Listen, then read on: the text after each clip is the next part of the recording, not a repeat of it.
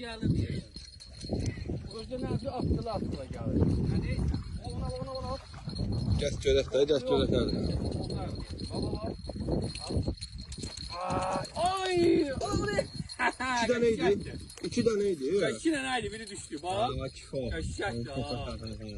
Labanlar gəlir, labanlar gəlir. Gələndə yavaş vuranda ki. Xeyirli inşallah.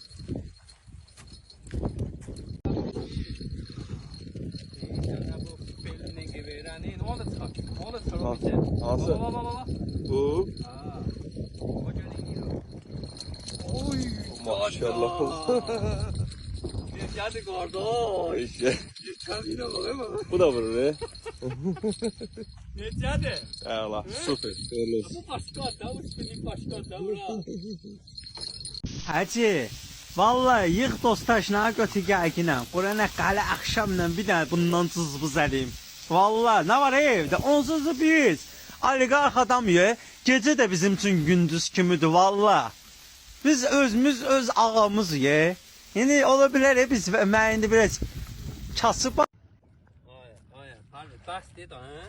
Dede, bugün filmin sonu. Ağamın gücü saxmı. Buna bak. Pərvezi. Hı? Necədir? Xeyirli Allah qullu olsun. bərəkət versin. Buna bak. Bax, abi bunu nətəyini boşaldacağım abi, belə doldurmuşam mən bunu bura. Buna bax, labanlara. Neyini? Heç nə də. Hı? Aparaq. Ana buna bak ya, boşaldamıram ha, bunu bir belə doldurmuyoruz da, bunu boşaltmaq var ağlıyor. Şimdi belə eləyirsiniz mi? Buna bak. Hı? Nətə boşaldasın? Nə bilim ha, bax şöyle bir dənə neyini idi? Ağzına qədər də. Allah haqqı qapağı açılmır ya. Ha dedim, mən qızışdırması tuturam parça. Gəl indi bu boşalt da, buna bak. Eyb yox sonra boşaldarıq, buna bak. Ha, sənətkar başladı. Bu təbii ki, ay ağsaqqal, bu stajı var ya, buna bak. Sonra neyin yapıyı bir boşaldıq da ta. Nə var ya? Vallahi da bu Xeyirli bərəkətli olsun boşalmır inşallah. ki. Ağzına qədər doldu. Gəldə açılmır ya, setka açılmır ki boşaldıq. Ay pardon qaqaş. Uy, dədə var. Çıxmır ya.